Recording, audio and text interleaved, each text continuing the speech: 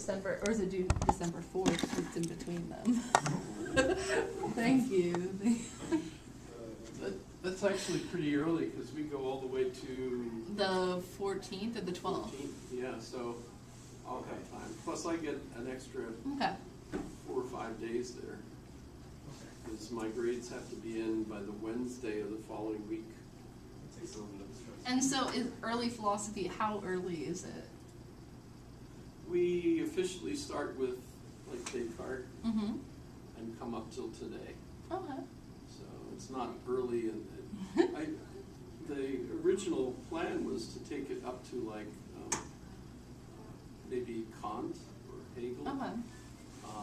And the thing was we have no follow-up course that takes you to today. Would you ever teach like a modern philosophy class? That'd be cool. Well, it's up to the department what they call them, but I would call that a modern rather than early modern, because I don't just stay with the early modern.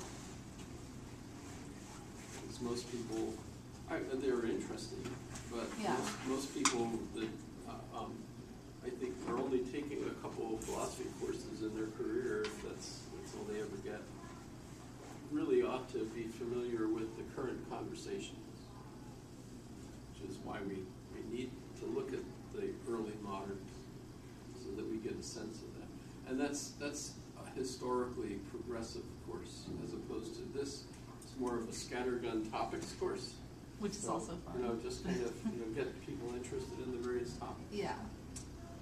But that one will go inch by inch through time, so you can see how the various issues all develop.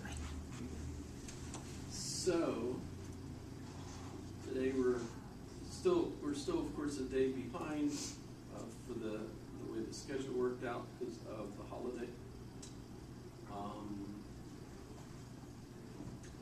But in any case, today we're looking at John Dewey, and the lecture. I hope you clicked on this and took a look at the debate.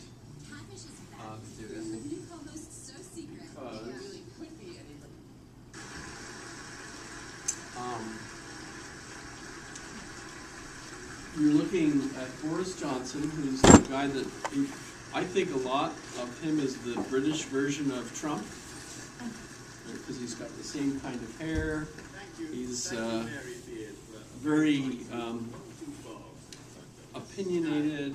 Is that a good way to express that? He says whatever he thinks and then realizes afterwards that might have been insulting to people, and then he apologizes. Is this intelligence squared? Yes. So that's, at the time of this debate, Boris Johnson was the mayor of London, which, that was at the time when they had the Olympics in London.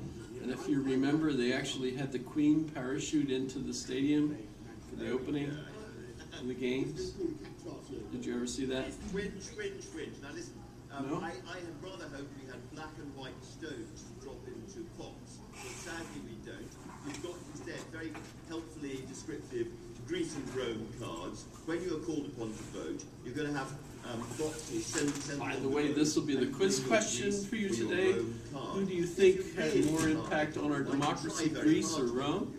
You put in both bits. To some extent, it's a silly question, because obviously both Greece and Rome had tremendous impact on us. That's just a prompt in order to get you to think about it, maybe. Very brief. Boris, when you were talking about the Elgin marbles, as we call them here, you made the point that they were, I asked about whether they weren't coloured. And the reason I asked that was that if you go into That's been an issue lately. British Museum display of wonderful Greek sculpture. By the way, I was watching Boris Johnson just 2 nights ago, because Theresa May came to present her plan, her Brexit plan, which has been approved by the EU. Now she has to get the ministers, MPs, to vote on it. And I don't know if you've ever watched that. It's on TV. I forget which channel. one of the channels that nobody watches for the most part. And they filmed the whole thing with them all yelling and screaming at one another. It's terrific. It's just mind-bending exercise. And he, of course, was there. He's a minister as well, and so pretty fascinating. But if you hadn't seen the Queen parachute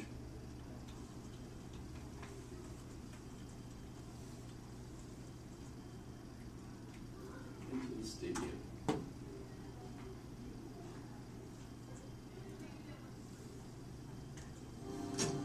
Hey, what's in the safe, kiddo? Queen Elizabeth steals the show at the London 2012 Olympic Games on Friday night as she debuts in what is believed to be her first ever movie role. In a pre-recorded segment for the opening ceremony, the Queen and James Bond, aka Daniel Craig, meet at Buckingham Palace. She greets him with, "Good evening, Mr. Bond." Both then walk past the royal corgis and then take off in a helicopter to the opening ceremony. The action then switches live to the stadium where the 86-year-old monarch jumps out of a helicopter and parachutes into the arena. In reality, it was a bit of movie magic as a stunt person actually did the jump. Her Royal Majesty really does have a sense of humour. So that was just fun. But so if you get a chance, watch this. The other debater is Mary Beard, who is absolutely brilliant, author of quite a few interesting books herself. By the way, Boris Johnson writes books, so President Trump isn't the only one that is a politician that writes books. How many of you have read The Art of the Deal? Times stunning. But I reject some of the traditional points that are made in favour of the superiority of the Romans. I'm not sure there were that much compared to all their hypercourse and their aqueducts and their brilliant way of linking their shields above themselves and all the rest of it. I think it's striking actually when you look at the 1,000 years of and who was free. And to get back to Neve's brilliant recitation there, show me the female Roman author who can compare with Sappho. I don't think Roman quality of life was better. Greeks lived to prodigious ages. Thales, 92, Democrates, 90, all of you are too young to read Sappho, so Plato, 80. Sophocles wrote the Oedipus at Colonus when he was in his 80s. Pretty good it is. Try to encourage you. And in some critical ways, of course, I'm afraid that the Romans are still eclipsed by the Greek friends, is it? That is not the ideal to which we aspire in 21st century London, the greatest university city on earth, the most cultured city on earth, open to talent from around the world, as Athens was, free, pluralistic, tolerant, and respectful of the private behaviour of our neighbours, and not just...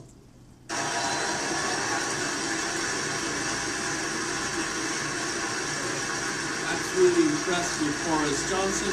By the way, he's actually an American citizen. He was born in New York. He's also a British citizen. So theoretically, he could run for president in the U.S.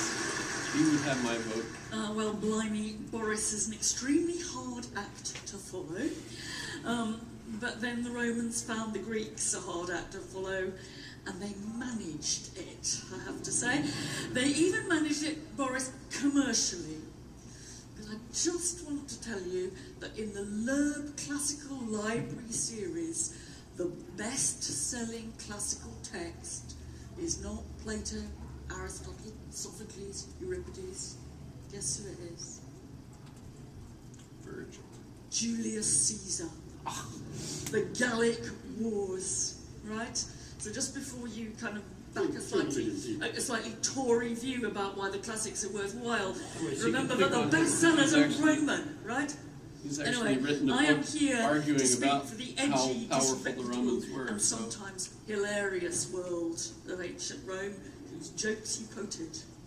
And I am not going to be resting my case on any priggish lesson in civilization that the Romans might offer, not even on the greats of Latin literature, nor on the great idealization of humanity. to be quite honest, Max read it brilliantly, but I'm not quite sure how much of Pericles I could take more than a quick paragraph or two. And I just did think of Protagoras in the sky, listening to you saying, and he said, man is the measure of all things. That comes from 5th century Athens. Poor old Protagoras ended up on trial for impiety in Athens. Let's just remember. And while I'm on this kind of slightly schoolmistressly tone, and I'm going to get it out of my system first, I don't know what you were looking at when you went to the British Museum and you looked at the Parthenon frieze, and I'm also rather pleased to have it there. You say everybody's on the same level. Well, they are sort of on the same level, but the gods are sitting down. So if they were to stand up, they'd have been twice as big. So she's interesting too, has lots of interesting books. She's a professor of classics, as you can probably guess. By the way, she also has lots of fascinating videos that she does.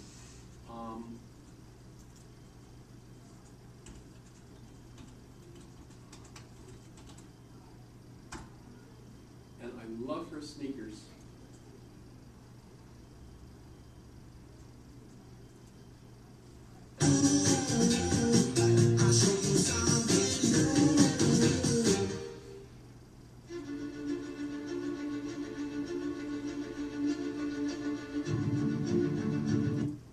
There were 6, perhaps 7 more floors, more than survive today. But to get the real, authentic Roman impression, that are red. you have to remember that just a few feet that way, there was another block like this. So this wasn't so much a nice open road down there, it was a narrow alley. It must have felt like a canyon between 2 vast buildings. The flats are usually locked up, but I've got permission to have a look around with my colleague Ed Bispham, who's been here many times before. So we are at what's the first floor? This is the first floor proper, yeah. And this then is the window. This is the window, so we're really burgling. We're breaking and entering. So what about the forums, temples of the Roman gods? What does Plautus have to... Get the idea. She's got lots of BBC videos out there, so if you're interested in Rome, she's the person to read today, I think. But, so what does this have to do with Dewey and democracy? So obviously the connection with democracy, the debate over who had more influence on our democracy. They're thinking in the debate, of course, of British democracy, but actually there are, of course, a lot of characteristics associated with British democracy and ours. They're a parliamentary system as opposed to a kind of a presidential, however you would have classify our system. Congress with 2 houses. They have the House of Commons, which is just totally different than either of our houses, the way they do things. And their prime minister is elected in the House of Commons as opposed to a separate election as we do, right, with the presidential campaign, etc. So we have 3 separate parts of our government: the judiciary, the legislative branch, and the executive. They have 2. The executive, which includes the judiciary, so that's why all the judges march in with the Queen once a year in all their robes and everything, because it's part of the executive branch in Britain. They also don't have a constitution, which is kind of interesting. If you try to look up their constitution and their laws, it's a real hodgepodge of things. I mean, they have all sorts of fantastic documents, some that go way back, like the Magna Carta, for example, because of, by the way, someone tried to steal that just the other day, one of the copies of it, did I mention it? It was at Salisbury, and someone took a hammer and smashed the case. So that's kind of crazy. it's actually not like what we have, a constitution that sets things out. Instead, they used really common law of practice throughout their history that gradually evolved, and so it's kind of being familiar with what the British have done of various times, and they apply that. So it's not the same as where we have the Constitution with amendments and things of that sort. They don't get into arguments over whether or not, you know, a particular amendment entails everybody gets to have their own guns, etc. You know, none of that. But there are enough similarities between them, and of course other democracies. France is a pretty interesting democracy. Germany, the EU itself is kind of interesting itself because of the conflicts really over what a democracy is, because the EU is not a democracy. It's an organization built on top of 20, how many states are in it now? 23? Anyone know offhand? No, probably not. Of course, the UK is trying to move out of it, which of course creates all sorts of conflicts. But if you think about it, it's committees appointed by the other governments. So individual citizens, like in France, and in fact that's one of the reasons why the Brits are all upset about the EU, is because the EU committees dictate laws that all the EU member states have to abide by, even though none of the people in any of the countries get to vote on those rules. So it looks an awful lot like dictates from foreigners, which is what upset roughly 50% of the British people that voted for Brexit. So Dewey is especially associated with our democracy as a philosopher. Some of his books, for example,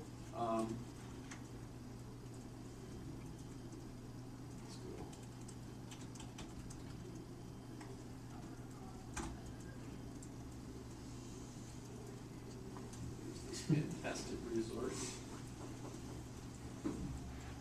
John Dewey. Notice 1859, so that's just the year before the Civil War started, right? Right, 1860 to 65 is the Civil War, right, between the states. Went to Vermont with his brothers. I think I mentioned that on Monday. Then went to Johns Hopkins University for his PhD. People told him,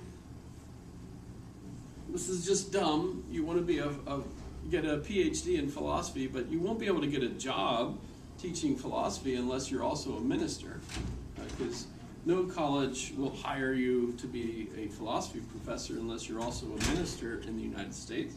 That's just the way things were. But they were wrong, because the university system was just on the cusp then of becoming much more secular in the United States. And as soon as he had his PhD, he got jobs and was teaching his whole long career, right? As you can see, he died at 92, so one of the longest lived of the greats that I know of.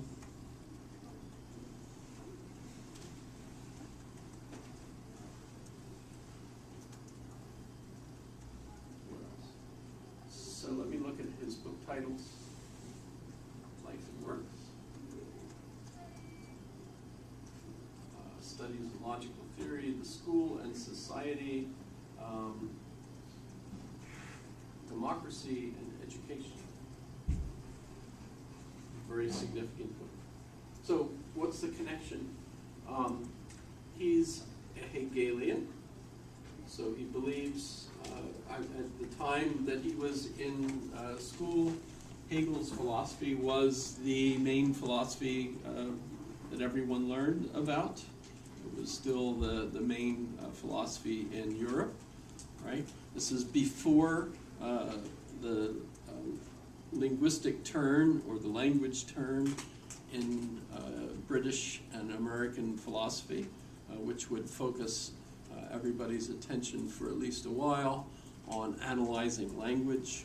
So he was not part of that picture, right? He was instead really part of the continental European continuation of philosophy that was really a result of studying Hegel.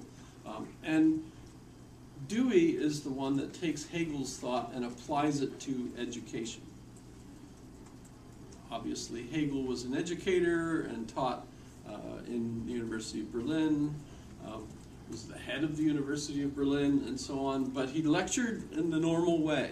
So he didn't transform his approach to education because of his own thinking, but Dewey did.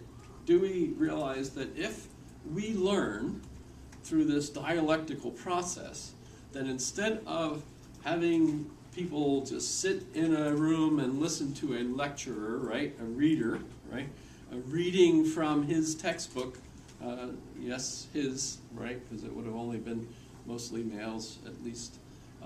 But if he's reading from his textbook because he's the only one that could afford a book, and everyone else is basically trying to copy everything the lecturer said. By the way, there's a lot of Europeans that still do that. I've had, in my own experience here, a lot of Europeans taking courses at UAA, Russians for the most part, who, right, well, we had Russia collapse in '89, etc. You know, a lot of them came over here in order to get an education. A lot of them had the intention of going back there after they got their education so that they could blossom as business entrepreneurs there in Russia. But once they got here and saw the infrastructure and how our system worked, they realized that this life was so much better than going back there. There was no way they were going to go back there, so they mostly stayed here, and in fact would bring their relatives here. But as students, what was interesting to me was that they would do precisely that. They would come into the classroom, sit down, and try to write down every single word I said, which is bonkers, because an awful lot of what I say is satire, etc., right? So I don't think that's really the kind of thing you ought to write everything down. Besides, I record everything on the camera anyway. But if you think about it, what were they trying to do? They were thinking, memorize what he says.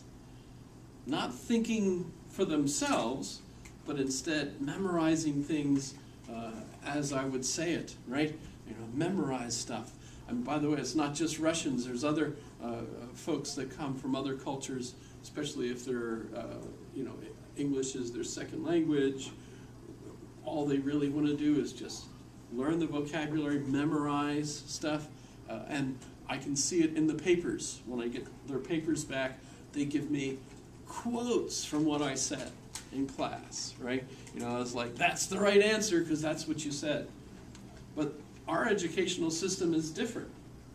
Our educational system, we're not expecting you to memorize stuff, although, of course, some memorization is absolutely essential. You have to know your social security number. You have to have some names, you know, at least, you know, like Aragon of Arathon, you know, Frodo, Baggins, you know, you have to know some names in order to get along, right? But for the most part, and Google is a perfect tool for this, we can just look something up if we need to remember specifics, right? What's really more important is what? What's really more important in our educational system? Application of knowledge. Application, solving problems. Problems. What we learned. Right? You know, which I kind of did that pretty well. Maybe not. But instead of just telling you what the focus of our education is, I gave an example of it, right? I asked you, what is the focus? And then you had to come up with the answer. And thank you. You gave actually the exact correct answer, right? And Dewey is the one that gives us this answer. He says, the real point of education, especially as Americans, here's a booming new country with all this industrial revolution taking place, growth absolutely amazing. Americans are faced with tons of problems, and you have to solve them in order to move on, to move forward, right? And the rate of progression in the United States is just absolutely historically tremendous.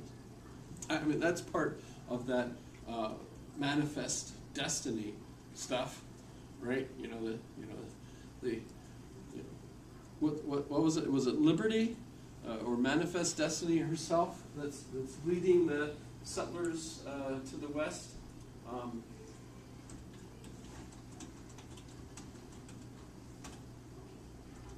Leads the way, or what is it? Liberty leads the way, or Manifest Destiny. So there she is. Have you ever seen this picture before? Yes. So, and there's all kinds of neat analysis of it, because as you look at this, the settlers do not see her. So it's not like they see her, because obviously she's just a metaphor, right? But you might not be able to see it in this particular image, but the Indians are actually looking at her. Let's see if I can get it.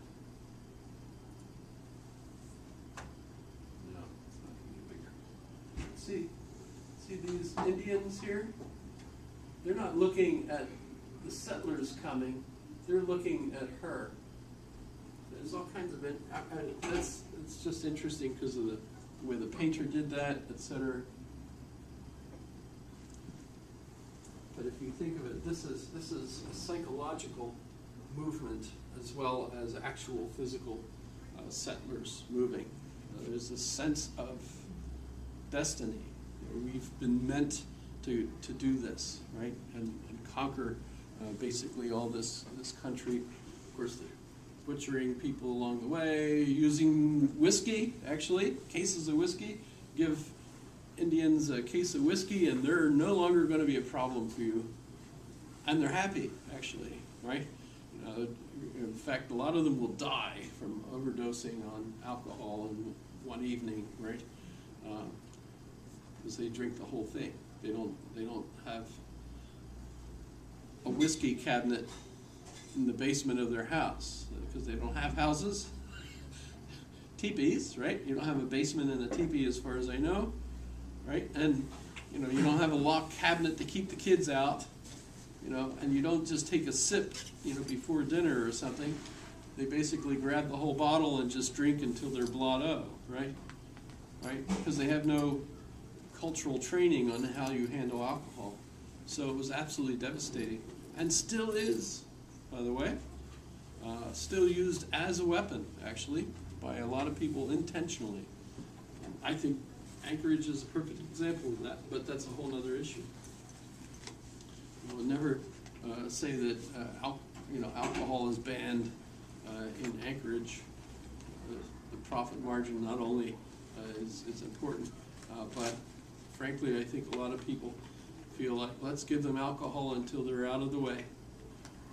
That's mean to say, but I think that's exactly the way a lot of people think in town. Anybody want to argue with that? I think that's interesting. Well, I just think another point is that I don't think restricting what people can do is really helping, is really stopping anybody from doing anything. Like it's happened with drug prohibition too, just like it did with alcohol, where everything got stronger, everything got more widespread, and it led to crime, like more crime tied to it. The Kennedys made out. So they got all their money was from prohibition. Yeah, I just don't think prohibition's the way to do any way to stop people from doing things that harm themselves.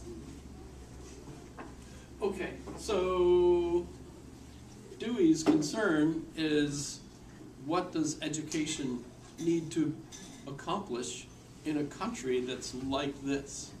And just rote memorization, which was the style of education in the upper class European schools. Bildung, building your character by having you memorizing the literature, the great books, basically, right?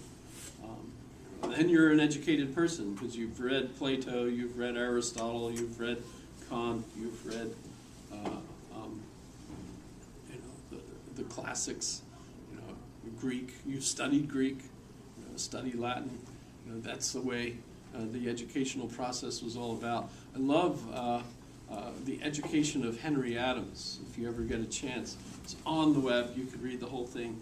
Of course, Henry Adams was John Adams' grandson, right? John Adams had John Quincy Adams was his son, and John Quincy Adams' son was Henry Adams. So you get the connection, right? And he went to Harvard, and after every chapter where he talks about the education he got at Harvard, he says, so we didn't get an education there. All we did was learn to read Greek and read all the classics. That's all. No education, right? And then he goes to Europe and he studies at different schools and he says, oh, that's all we got from it, no education. Goes to the Vatican, looks at all the artwork and everything in the Vatican, is but no education there. So it's just every chapter he goes through all this incredible stuff and concludes no education. It's hilarious, actually. Great interview, by the way, with him and his, which one was Charles? Who was Charles Adams? That must have been John Quincy's son. It was Charles, so Henry must have been Charles's son. In any case, they were invited and went and had dinner with President Grant. And he comes out of there and he says, Grant was one of the stupidest men he's ever met. It's just hilarious. You know, so if you ever get a chance, glance through or read The Education of Henry Adams. However, that's the old educational style where you read the classics. And the assumption is that by reading that and knowing that, you know everything. And so you're an educated person. But Dewey is looking at a problem in the United States where the real issue for young people is solving new problems that the old classics are not going to help you solve. Because they didn't have those problems. They didn't deal with those kinds of things, you know.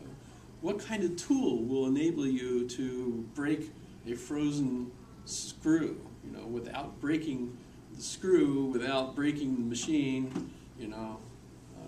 If you've ever tried to get a toilet seat off where the bolts holding the toilet seat on have rusted through, you know, if you use the wrong tool, what you're going to end up doing is breaking the porcelain toilet, and that means you have to replace the whole dang thing, right? You know, so you get it. There's a problem that a typical house owner might have.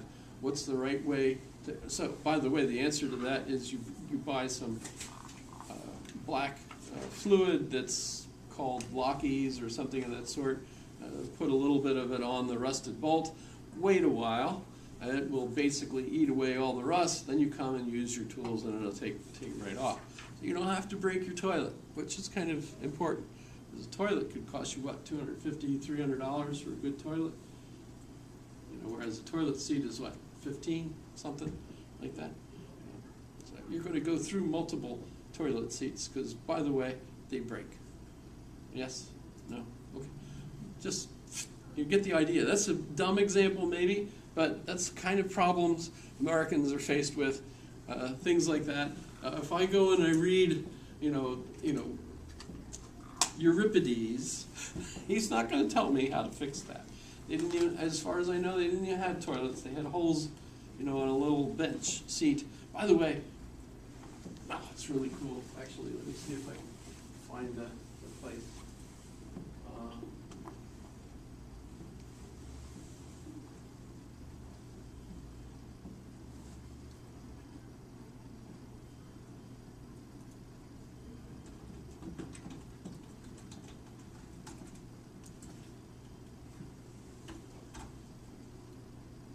There she is.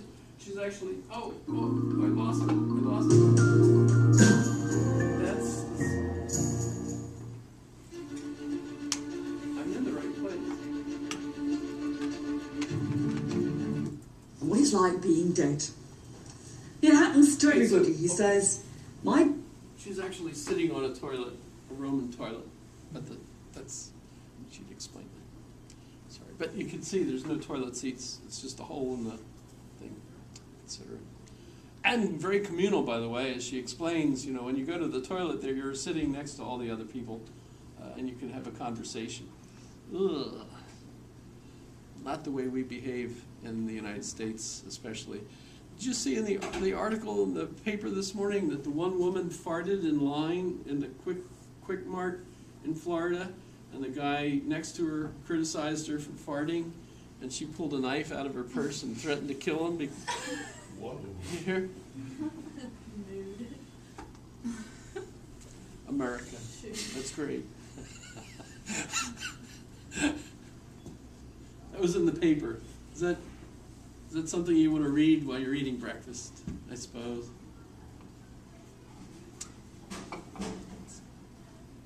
Just if you're curious, I had coffee and a strawberry rhubarb pie, so that was my breakfast this morning. Okay, so how do we learn for Dewey? We use the theory of inquiry.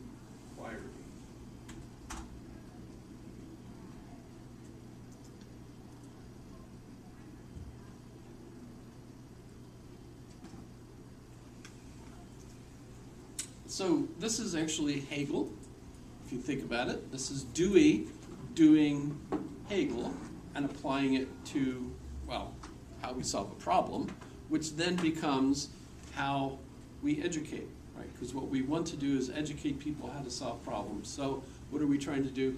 Trying to show them how this dialectical process works in everything, but especially in solving problems. So you have a problem. Let's see, does he give us much on this, or is he not?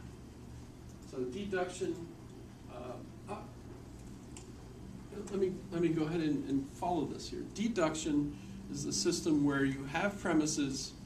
From those premises, you get a conclusion.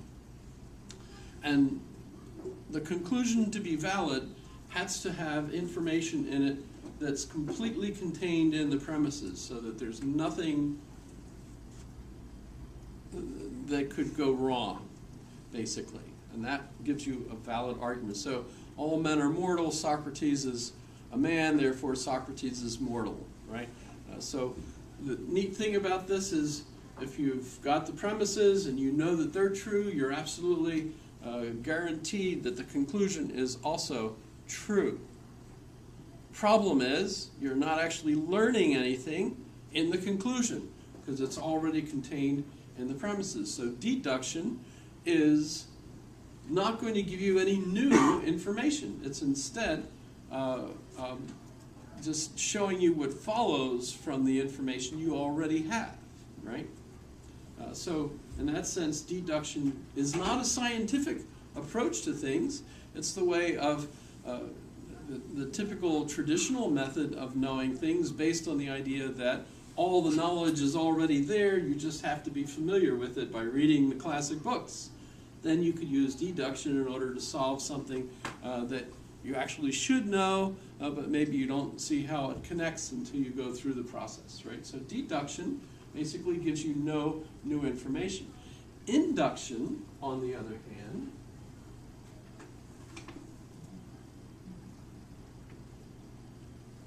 you're experimenting. So this is the way science works, right? You're experimenting. You see something. You repeat the experiment. You see something. You repeat the experiment. If after a couple of times you feel like, aha, I've seen everything I need to know exactly how this works. So you've got some premises. Based on those premises, you've got a conclusion. But it's only probability, right? So the conclusion is an extrapolation from those premises, not guaranteed, but instead it's a guess, a hypothesis, right? And so the nice thing about this is how we typically learn new things. The bad thing is, an awful lot of the time, what we think we've learned is wrong, because it's just a guess. So for example, the classic experiment, that swan is white.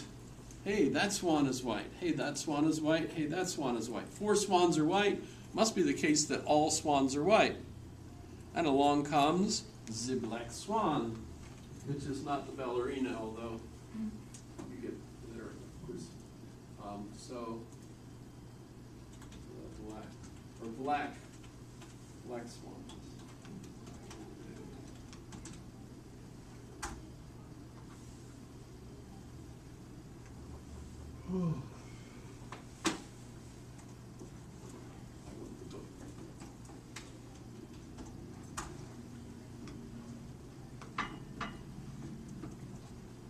Notice we've got lots. So this is the original one.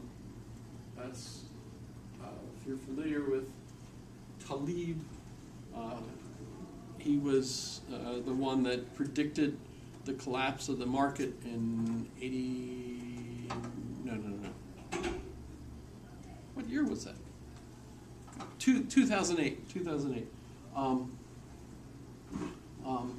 And of course it did. And by the way, he became a millionaire, maybe a billionaire, I forget, because he invested in hedge funds, which predicted that certain funds were going to collapse. And it's, it's like right? It's gambling, basically. You take out kind of like an insurance policy, except it's in reverse, because what you're doing is betting that something will go bad, and it does, and so then you get your money. Right, so he was gambling on everybody else's loss, and as a result, since everybody lost, he won. Right. So hedge funds, it's the kind of thing that it makes some people rich and everybody else hate them. Right? It's kind of an interesting thing. But he predicted that this was going to happen, so he was right. Actually, quite a few people predicted that certain thing was happening. The trouble with those kinds of predictions is, if you listen to every single one of those predictions and try to prepare yourself, we'd be all digging special kinds of bunkers in Colorado to protect ourselves from alien invasions and apocalypse, etc. Storing all kinds of canned foods and etc. And that's how everybody would be living. Obviously, most of the time, you don't have to worry about those kinds of apocalyptic things, etc. Right? So how do you actually know that the guy that's predicting this is the end of the world, with the sign, in New York, mostly that's a joke, right? But guess what? Every once in a while, those kinds of dire predictions actually happen. There you have. By the way, there are lots of people that are predicting that our stock market's going to totally crash any day now, etc. Right? So that's a constant thing. So how do you look through all this and find the individual that's actually going to be right about something like that? And in retrospect, of course, it turned out that everybody realized, hey, he said this was going to happen. He must have been brilliant. So of course, everyone bought the book. But the book is really the indication of exactly this classic problem. We might see lots of white swans. Maybe in Europe they are pretty much all white swans, but guess what? There are black swans. And one way of answering that problem would have been to see when you find your black swan, you turn around and say, well, that's not a swan, that's a Nigel, or whatever you want to call it, right? You pick your thing, right? But guess what? In all other respects, they're completely swans. So there really are black swans. Wait a minute. Can I do that? Making a leap of faith, actually, there, in saying that, right? The color might be significant enough, right? It's an Appaloosa instead of an Arabian, right? Why? Well, really, the color is it, right? So in any case, black swan, what does that show? It shows that inductive reasoning methods are invalid. Deductive arguments are valid. inductive arguments are always invalid. Because even if your premises are true, the conclusion could still be wrong.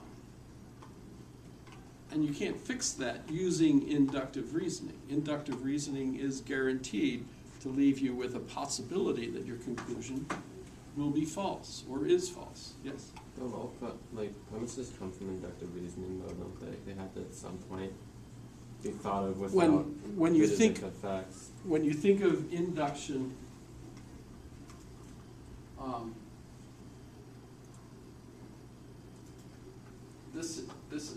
so here's deduction, here's induction, and in this case now what? We're showing you another kind of reasoning method which is referred to as abduction. And this is a process where you're combining the two methods. So what happens is, of course, we use induction in order to find out something. And once we agree that that's true, then that becomes the premise in a deductive system. So yes, your knowledge will initially seem to come from empirical experience. And once you gather enough empirical experience, then you can start making deductive conclusions about what will happen next, right?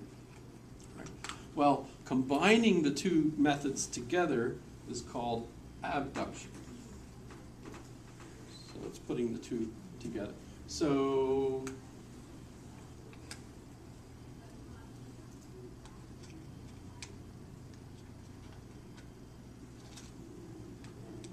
now when we look at in the pragmatic philosophy, it's the idea of experience, but we're also learning rules for deductive processes that we could apply to those learned experiences. So it's it's practical. This is really a practical approach. What works? Remember, William James defined pragmatism, the theory of truth, the pragmatic theory of truth, is that what's true is what works in practice. What works in practice. So, and it can change. So the situation changes, and as the situation changes, what works in practice has to change. So we can do that to moral progress, right? What used to be the way men behave towards women is one particular way, and guess what? If you behave that way today, you could get fired, etc. Right? So there's all kinds of changes that are taking place, not only because of the Me Too movement, but feminism has changed the way. And by the way, I think it's very problematic today, how you should behave with regard to basically anybody. What kinds of things you could say that might be taken as an insult, etc. We're in I think going through tremendous upheaval right now. So that's so what's practically true with regard to proper etiquette is going through turmoil today. I think you could go to Twenge, who's an author who we've had her up here.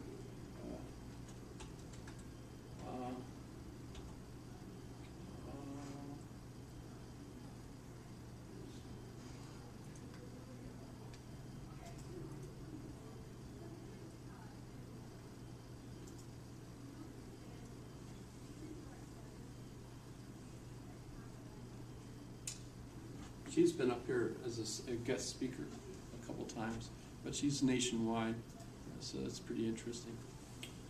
And reflects this constant difficulty we have in establishing exactly the right behavior, how you can guarantee that you're going to make friends and not enemies with the way you treat other people and so on.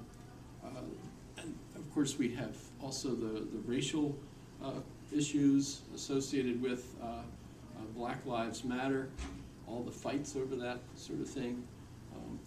So there's lots of change going on in our society. So knowing exactly how to behave with respect to other people, it's really, I think in a lot of conflict. I know I myself worry here in class. What kinds of things ought I to say? I want to be interesting. I want to speak honestly about issues. On the other hand, I don't want to get anybody upset with me either, because of course I do want to keep teaching for forever, right? And it'd be easy for the university to say, oh, he gets people upset, don't hire him anymore. That would be pretty easy, actually, for them to do that.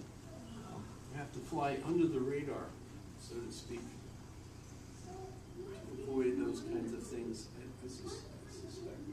Okay. So, what kinds of changes in education does he make? Let's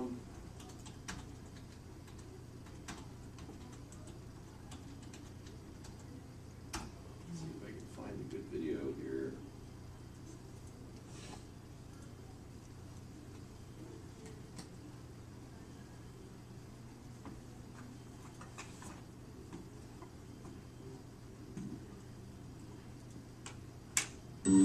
To parent-teacher meetings goes many a bewildered Olsen. Now hold on, Miss Fox. It's all very well to teach my boy to paint pretty pictures and build a birdhouse. He doesn't even know his multiplication table.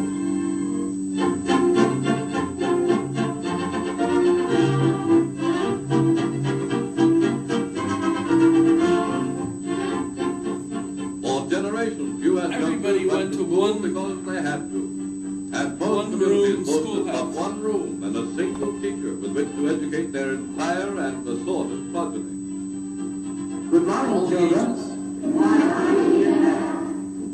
The Lord is my shepherd. I shall not want.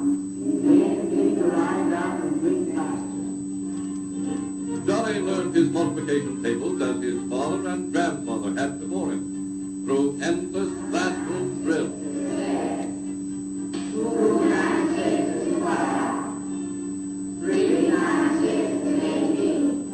By the same process, he learned the key dates of history and impossible to spell words. And geography.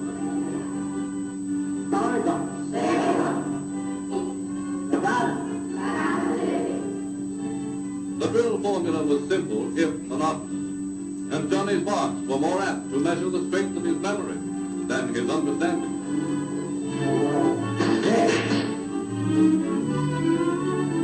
Happiest moment for the school children of that sterner era was when school let out. But for some youngsters, staying after school seemed almost Don't unavoidable. look if you're squeamish.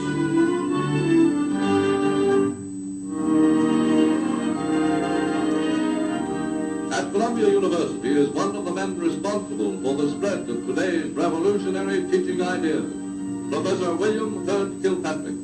We are trying to help the child learn to face actuality, and on this basis, build his ideas, his character, his sense of self-reliance, of how to live and work with others. In a word, we are equipping the child to face his future by learning to face intelligently his immediate present. Yesterday found only in a half dozen advanced experimental schools. Today, in tens of thousands of public schools from Santa Monica, California to Bronxville, New York, progressive education is in force. Learning by doing, learning about practical everyday problems, perhaps a traffic problem, and practical teaching. A child can dictate what he sees before he can read about it in a book.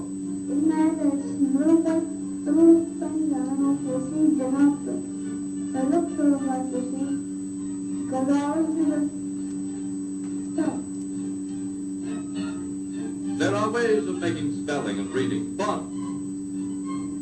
One Sunday Saturday morning, Andy Kapushka took some butter and some sugar and some flour and some milk and 7 eggs, and she rolled out some nice little cakes.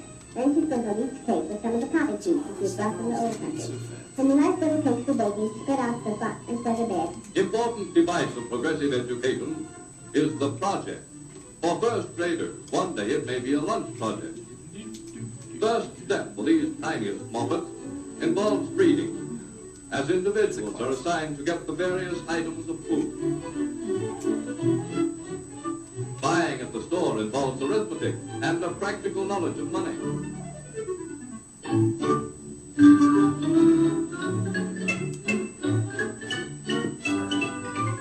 Then comes the serious business for Muppets of cooperating with each other in preparing lunch. This youngster is learning that butter is made from cream. He knew that cream came from a cow. From this one day's project in actually handling food may spring another day's discussion or a further project, perhaps about the farm. For these tots, even waiting to begin to eat is a lesson in self-restraint.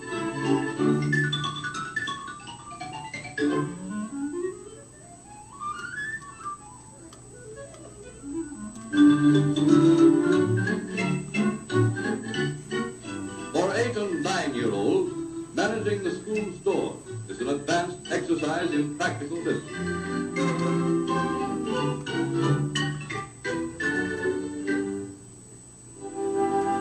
For 12 to 14-year-old projects, buses run daily to inspect the everyday world outside. Studying airplanes and their operations will soon involve every phase of schooling, from manual training to commercial geography. And the youngster's creative imagination is not neglected. Once there was a bear that was twice the size of the earth and lived on the sun. Only one side of the sun was hot. The other side of the sun was dark and cold. The bear lived on the... So, retaining the best of the old system, the progressive education schools from kindergarten to high school hold that seeing is believing, that knowledge gained during an actual experience is best understood and longest retained.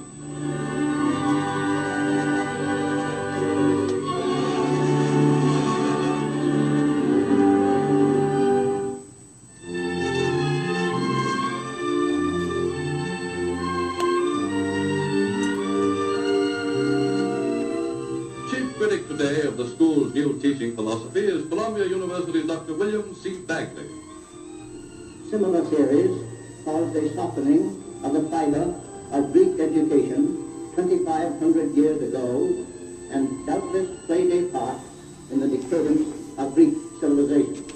Progressive education has its virtues, but it also has its dangers.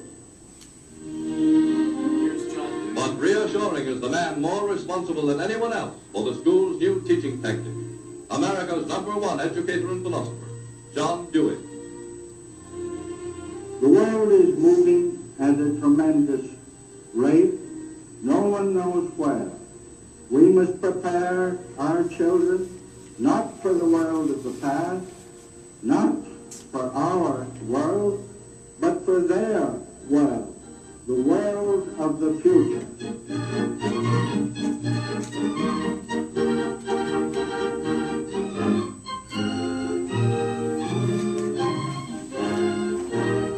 Today, an overwhelming majority of U.S. educators are convinced, through happy, impressive results, that these new teaching methods are best equipping today's youngster for today's world.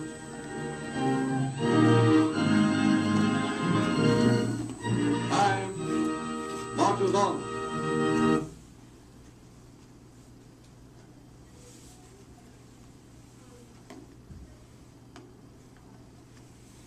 So the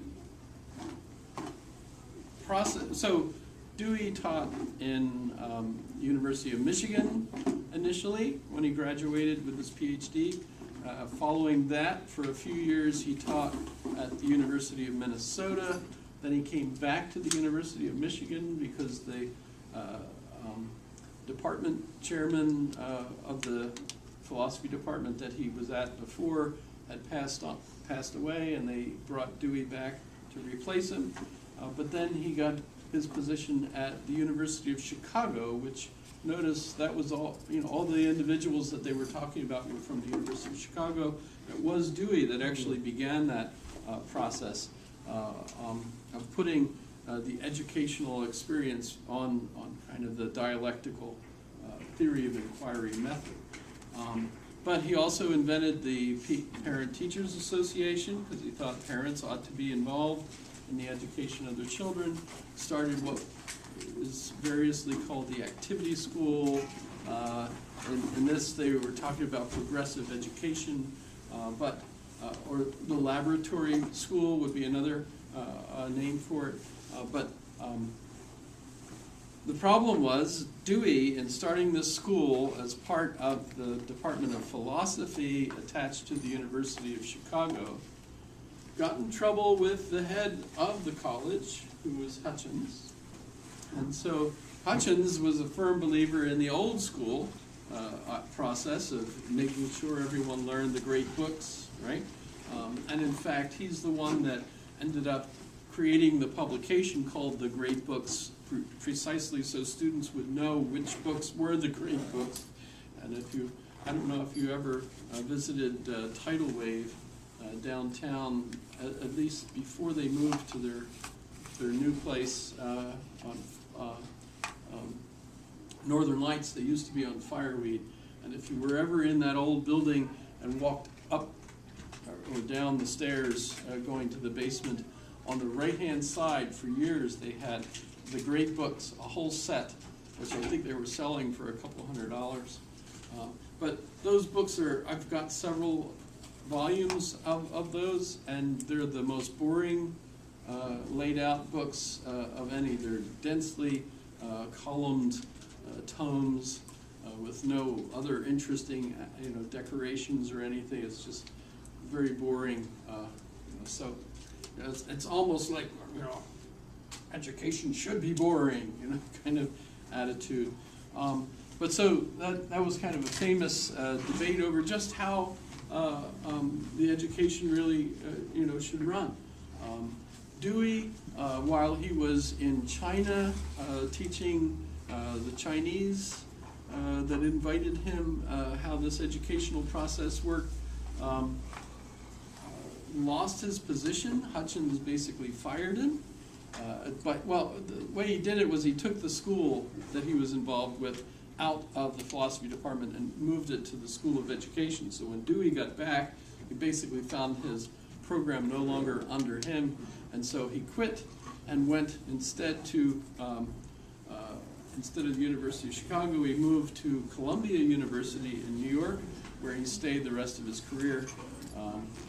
So that's the one result of that. What else? Let's see. It's just tremendous, the impact of that on every school. By the way, some of his books were, of course, used in other countries.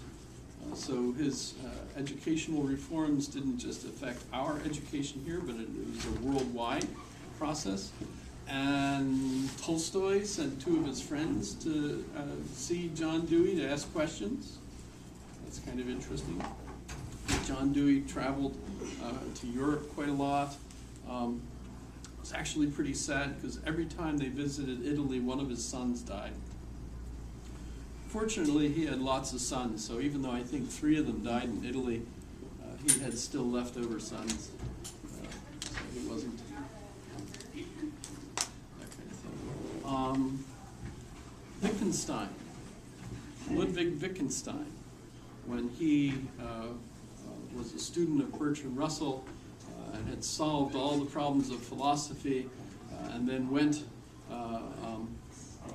to begin another career. He went to a teacher education program in Europe, in Austria, where he was from. And the educational program was based on the work of John Dewey. And Wittgenstein was reading a lot of John Dewey's works while he was there in that program. And after that program, his attitude towards how our knowledge worked completely changed. So when we have a chance and we look at Wittgenstein, notice that Wittgenstein is famous for 2 schools of analytic philosophy. The analytic philosophy in the first case, and in the second, what was called natural language or ordinary language school. And it was the ordinary language school that was based on the work of John Dewey. So that was kind of significant. He learned that by becoming a teacher. By the way, he turned out to be a terrible teacher. He was teaching elementary school in an Austrian farming village, and he was an autistic genius trying to teach young kids, and he used corporal punishment and literally knocked one little girl out. And the farmers actually physically chased him with pitchforks out of town. Physically, you know, so the classic view of the bad teacher being chased out of town by the farmers with pitchforks actually happened with Ludwig Wittgenstein. Pretty interesting stuff. Questions? How are we doing? What was the quiz question again? Quiz question was, if you were to vote on whether Greece or Rome had more of an impact on our democracy, who would you vote for? And why, actually? Of course, I'm encouraging you to watch the debate in full if you get the chance between Boris and Mary. It's absolutely fascinating. You can see why I would vote for Boris as a presidential candidate. For us, he'd be fantastic. He wears ties like President Trump, too. He gets in trouble for the things he says for the same reason. Talks real fast, says what he thinks. But he does speak Greek, so he could quote Homer, which is kind of neat. I don't think Trump can quote Homer.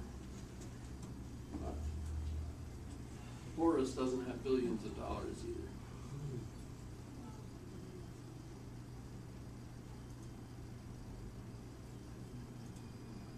So that's this debate.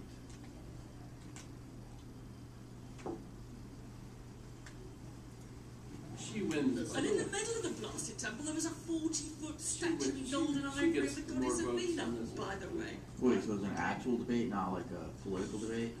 Just as a final point. Intelligence Squared is kind of a program that happens not only in England but also in the United States. They have an American version. This is, of course, a British one. Where's the damn Spartan boot camp? Greece is not just Athens, you know. The auditorium there is? Isn't. You see it for lots of things. So I'm going to be talking about wit, about multiculturalism, and I would have got So yeah, this is a real debate. Right? The Intelligence Squared has lots of these. You could sign up and get their notices, and when they have the debate, you can actually watch them live and vote yourself. So when they do the vote tally thing, So it's like America Got Talent, but for like nerds, yeah. Yeah. I love it. There were, I admit, just as there were plenty of Athenian prigs, there were plenty of Roman prigs too. If you doubt me, go and read some Senecan philosophy.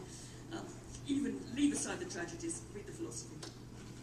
And although I'm reading this great literature, let's just say the Romans actually produced some of the most read. So have a good weekend.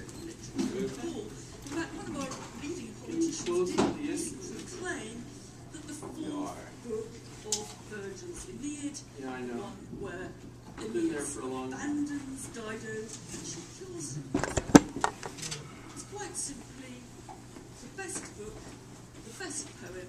Long time no see. Yeah, long time no see. That might have been me. That was indeed Boris. In a book I fully recommend, Boris's.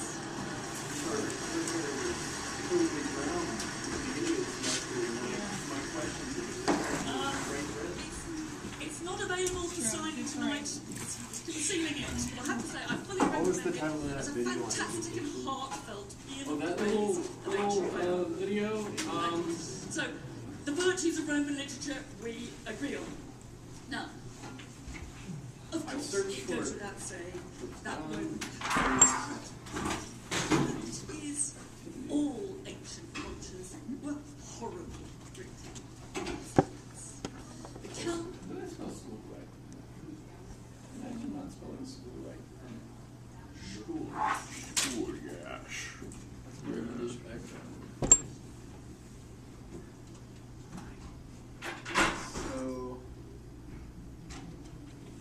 searched on YouTube on this time.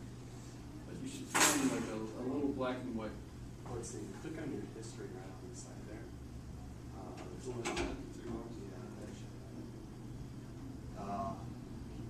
Not signed in.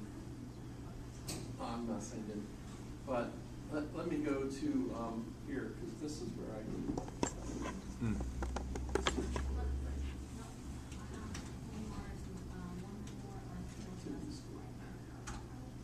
There was a couple down. I had to ask for videos. Here it is here. All right, thank you. My emails have to be shut down. Well, it's on my phone too. I haven't got an email from the class. So this is my discussion question.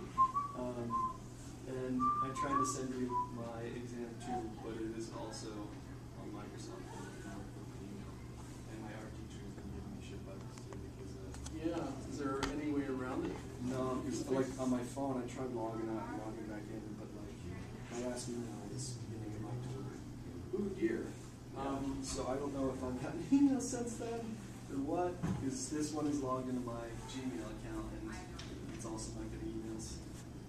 Which is very That's strange. really, so let me send you an email and see if that pushes through.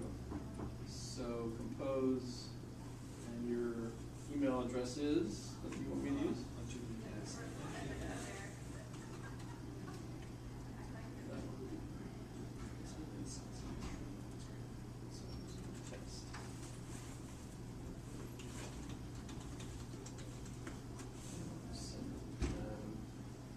See if you get it, and then if you just hit reply, maybe that will push through. I don't know why you're having difficulty. Just a good thing you're fixing. Did it come through? Nothing comes through on it, it just loads for a second and then stops loading, and nothing I send will go through. Did you check with Nick downstairs, the IT guy? I tried calling IT and they were like, Check with Nick downstairs and see if you can't make sure that it's fixed, because that could very well impact on your grade. I've been just writing them out and like saving them. Yeah, that's fine, as long as, but you kind of get it through, so you. I'll try and figure it out. I'll skip the answer for our teachers. Yeah, they're all gonna have the same problem, because if we're all using that, I'm thinking about writing another email. It's like I tried my Gmail and it didn't work either. So it's either my computers or my phone or it's my actual email. Don't know, that's out of my bailiwick. What makes all that happen?